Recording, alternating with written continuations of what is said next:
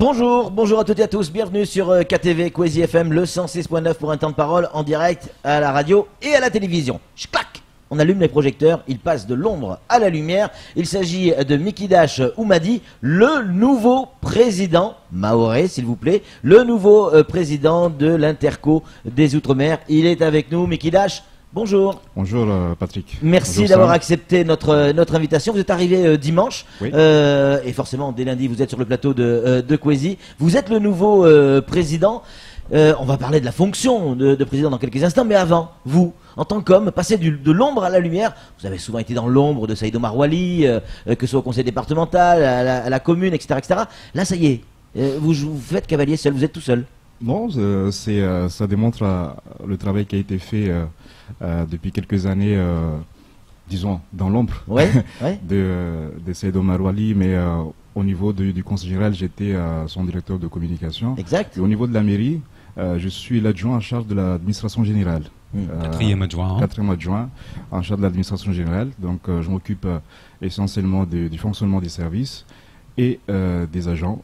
Et au niveau de l'Interco de Petite-Terre, je suis deuxième vice-président en charge de la politique de la ville. Alors, dites-nous, qu'est-ce que pour vous ça change? Est-ce qu'il y a ce sentiment de fierté d'avoir... c'est votre premier mandat, c'est un vrai mandat. Qu'est-ce que ça change pour vous? L'impression que je l'ai eue hier quand Ouais. j'ai reçu un accueil de la population de Petite-Terre, Ouais. parce que c'est Pamanzier et l'abattoir qui sont déplacés Ouais. pour m'accueillir. Donc j'ai vu ce ressenti de la population par rapport à cette fonction. Donc là, il me reste Là, il y a eu à une prise de assurer- conscience, Mickey? Oui, Ouais. là il me reste à assurer cette lourde responsabilité parce que c'est pas aussi évident que ça. Moi j'ai vu comment ça se passe au bout de 3 ans depuis que je siège au conseil d'administration de cette institution. Donc je sais comment ça se passe, beaucoup de pression.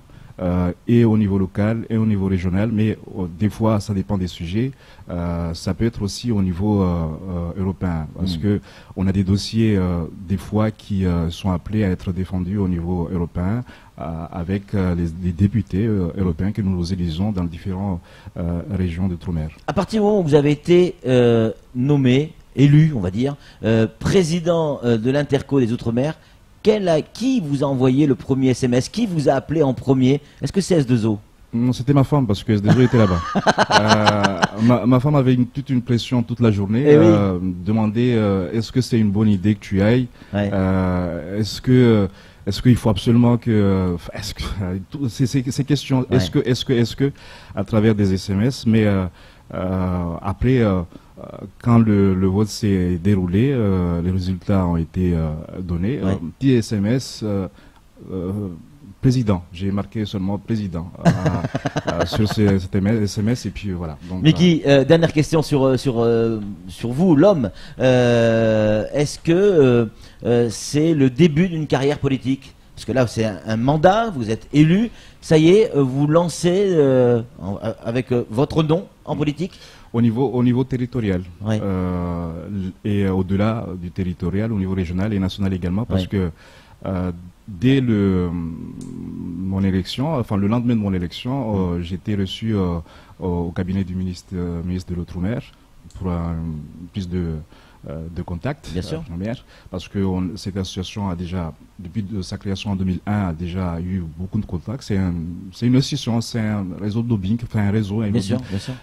Donc c'était l'occasion de se présenter et présenter aussi les différentes motions que nous avons préparées à l'issue de la conférence qui a eu à Mayotte l'année dernière. Là, quand on a échangé par SMS, vous m'avez dit non, c'est Mikidash, pas le chanteur. Vous aviez encore besoin de préciser. Bien sûr, parce que bon, on n'est pas nombreux ici déjà à être appelé Mikidash. Mikidash. Mais vous sortez quand même un album. L'album, c'est celle-là. Ça sera diffusé dans différents album, territoires. un album, c'est un album. Ça sera diffusé dans différents territoires avec les actions. Ça sera un album des actions à travers l'océan Indien, à travers le Pacifique, à travers le national et au niveau européen. Donc, j'espère qu'on aura beaucoup de lecteurs lecteurs ou d'écouteurs aussi, de fans de cet album. Voilà. Allez, Samuel Bocher, le rédacteur en chef de France Mayotte Matin, une question à vous poser, Mickey. Pardon, Mickey, en toute chose, ça vous concerne pas, mais je suis extrêmement susceptible, et là, ma susceptibilité est largement émoussée, parce que le visuel derrière vous met Mayotte, Tom, territoire d'outre-mer. Oui. Non, C'est ça date un prémonitoire. peu, ou alors c'est une erreur de concepteur, mais bon, voilà, c'est un DOM. Hein. Oui. Êtes-vous un président ovnicien? C'est-à-dire qu'on a eu au premier tour Ibrahima, Manrifa, on a eu Rama, et vous ne parlez pas de vous comme candidat affiché. Et aujourd'hui, il y a un conseil d'administration et vous êtes président. Alors que vous avez été candidat au début, et vous êtes retiré. Quand l'histoire a commencé, parce que j'ai entendu certains de mes collègues s'exprimer sur le plateau, Oui. disons, souvent c'était pas exactement ce qui s'est passé. Moi on m'avait demandé d'être candidat depuis l'année dernière. C'était en début d'année 2017. C'était le conseil qui m'avait proposé. Cette candidature était appuyée aussi par le président de la communauté de communes du Centre-Ouest, qui m'avait dit moi je soutiens absolument ta candidature. Et puis on verra à Mayotte comment on va se concerter. Parce que le concept qui est véhiculé dans cette association, c'est que chaque territoire qui reprend la présidence doit choisir symboliquement son président et il sera validé au Conseil. Donc c'est ce qui s'est passé, c'est ce qu'on a voulu faire ici, mais ça s'est passé autrement. On s'est réunis et c'était Hassan Abdallah qui avait la charge de nous réunir pour trouver un candidat pour cette conférence. À l'issue d'un vote, moi je m'étais retiré parce que j'ai vu qu'il y avait des conflits internes entre des élus du Sud, donc je voulais pas m'inclure là-dedans. Moi ce que je voulais c'est de travailler dans cette association parce que ça fait déjà 3 ans que je suis dedans. Je voulais pas quitter le bureau. Donc j'ai demandé à ce que je quitte cette candidature et puis on me propose le poste de secrétaire. Et arrivé au moment des élections, il y avait 2 camps. Le premier camp a présenté sa candidature, c'était le syndicat des eaux. On a dit, voilà, notre candidat c'est Rama, et puis notre secrétaire c'est Mikidash. Et l'autre camp a dit, notre président c'est Marifa, et notre secrétaire c'est Mikidash. Donc toute la salle a demandé, mais qu'est-ce qui se passe? Mais s'il fait l'unanimité dans ce cas, pourquoi pas lui proposer ce poste de président? Après, ça s'est passé comme ça. Et c'est comme ça que tout a commencé. Ça a commencé comme ça. Et puis, arrivé à Paris, il y a eu d'autres négociations avec maintenant une autre situation. C'est que Bavi a donné mandat à Rama, qui était son candidat, de voter pour moi. Et puis, le président de Kadema, le maire de Mamoudzou, a donné mandat à Hassan Abdallah de voter pour moi. Et puis, ça s'est passé comme ça. Le conseil a validé à l'unanimité à la fin. Vous n'êtes donc pas un président ovnicien? Non, pas du tout. Une question de Flo. Oui, ben justement, pour faire simple pour nos auditeurs, c'est quoi le job? Ça sert à quoi, le président des intercours des Outre-mer? Vous savez, la chance déjà qu'on a ici à Mayotte et que je sois le président, c'est qu'on a des institutions qui sont récentes. La première interco a été créée en 2015, celle de Petite Terre, et d'autres s'en ont suivi après. Donc l'idée c'est déjà de profiter des expériences des uns et des autres qui sont là depuis des années et des années à se confronter à des différentes difficultés, que ce soit au niveau de l'assainissement, au niveau de déchets, ainsi de suite. De profiter de ces instants, de profiter aussi de ces échanges, parce que c'est un lieu d'échange, c'est un lieu d'expérience, d'expertise aussi, parce que dans certains séminaires, on invite des experts, que ce soit des universitaires, que ce soit des organismes, notamment l'ADCF, l'Association des communautés de France, qui est une forte institution, et l'ANEL, l'Association des élus de littoral, qui sont là pour nous accompagner. Donc l'idée, c'est de faire en sorte que les problèmes qu'ont rencontrés les autres, on ne puisse pas les rencontrer ici et dans certaines collectivités. C'est une mise en commun d'ingénierie, mais est-ce qu'il y a aussi une mise en commun de moyens? L'ingénierie surtout. Parce que les moyens, c'est à chaque collectivité de les demander. Nous, on accompagne les collectivités à travers ces demandes, ces différentes demandes. Comment faire en sorte qu'ils aient les éléments qu'il faut pour les accompagner.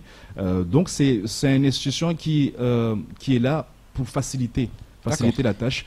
Surtout, faire en sorte que les lois qui sont censées être appliquées dans ces territoires se fassent dans des bonnes conditions avec des suivis juridiques pour qu'on n'ait pas de difficultés, qu'on sache de quoi on parle et qu'on sache aussi où aller. Voilà. Mikidash, vous êtes le président donc de tous les DOM pour l'Interco, mais vous êtes mahorais. Comment Mayotte va pouvoir tirer profit de cette présidence? Est-ce que, on est entre nous, personne nous écoute, est-ce qu'on va pouvoir avoir des avantages par rapport à d'autres DOM? Parce que c'est des présidences tournantes, c'est un mot à la mode en ce moment. Quel avantage on va avoir pour Mayotte? Vous savez, c'est une institution qui est représentée par plus de 90% des intercos outre-mer, environ 2 millions d'habitants. Dans notre position, là où on se trouve, le fait est que je sois président aussi, nous permettra d'être vu facilement, de porter facilement... De faciliter notre image, en voilà, fait. Hein. De faciliter notre image. De toute façon, quoi qu'il en soit, l'image de Mayotte, il n'y a pas que les politiques qui doivent le porter. C'est différentes facettes. Au niveau culturel, au niveau économique et autres. On doit tous travailler ensemble. C'est ça l'image, c'est ça ce qu'on doit faire. Mais on ne peut pas compter uniquement sur les politiques pour donner une image cohérente pour Mayotte. De toute façon, vous le savez, l'élection comme elle s'est déroulée pour notre association, c'est le même type d'élection qui se déroule à Mayotte. Oui. Chaque fois qu'il y a une élection, on ne sait jamais comment ça finit. En 2011, on a vu ce qui s'est passé au conseil départemental. Plus récemment, avec l'élection de Naouda, on sait comment ça s'est passé. Donc, c'est pas nouveau, mais il fallait absolument qu'on sorte gagnant lors de cette élection qu'on a eue à Paris, qu'on sorte gagnant de cette histoire. Pas de traces de ce qui s'est passé avant, ils n'ont pas fait allusion? Non, pas du tout, on a oublié. C'est vrai. Parce qu'il y a eu un autre état d'esprit. On n'a pas perdu notre temps, il n'y a pas eu trop de discussions. Tout le monde est arrivé avec une idée, c'est de voter pour telle personne. Après, on est passé aux travaux. C'est Samuel qui va conclure. Oui. Votre mandat vous autorisera-t-il à contribuer à résoudre le problème de l'Interco du Nord? C'est-à-dire essayer de négocier avec Bandraboam Tsamboro, et Congo pour arriver à une issue qui soit heureuse, à moins qu'elle ne soit déjà définitivement trouvée. Il faut en trouver une issue de toute manière. L'association a déjà commencé depuis que le conflit a débuté. Il y a eu beaucoup de dialogues, il y a eu beaucoup de concertations. On a essayé de trouver une issue, mais vous savez, c'est difficile de régler des problèmes d'ego. Très difficile. On ne voit pas les autres, on ne voit pas la population.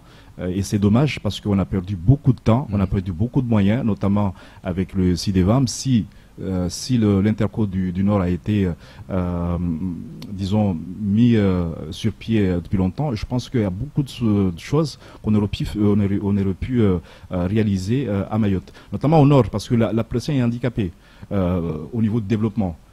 Donc, c'est vraiment dommage, mais je pense qu'on arrivera, on n'a pas fini de discuter avec eux, on arrivera à trouver une issue favorable là-dessus. Moi, je voulais juste rajouter qu'on a beaucoup d'enjeux, et c'est dommage que l'Interco du Nord n'a pas pu saisir ces enjeux, parce qu'il aurait pu être prêt dès 2020, parce que dès 2020, il y aura beaucoup de changements au niveau des désignations dans les intercos et au niveau des compétences, notamment celle de GEMAPI, qui est une lourde compétence. Il est rentré en application dès le 1er janvier 2018. Et nous, au niveau de l'Interco Outre-mer, on a demandé à ce qu'il y ait un moratoire jusqu'en 2020. Pour qu'on ait plus de temps, pour qu'on ait de l'expertise, parce que c'est une compétence qui appartenait à l'État. Il faut avant de nous céder, avant de nous envoyer des compétences, transférer des compétences comme ça, comme ils le font d'habitude, il faut qu'on soit accompagné pour savoir ce qui a été fait et ce qu'il nous reste à faire, parce qu'on ne peut pas nous donner une compétence comme ça, sans moyens et autres. Sans compensation et sans soutien. Voilà. Merci beaucoup Mikidash Oumadi, en tant que président de l'Interco des Outre-mer. Vous étiez sur ce plateau et vous avez répondu à nos questions. Merci d'avoir répondu à nos questions. Il est passé de l'ombre à la lumière. Nous, on va vous dire je sais pas quoi.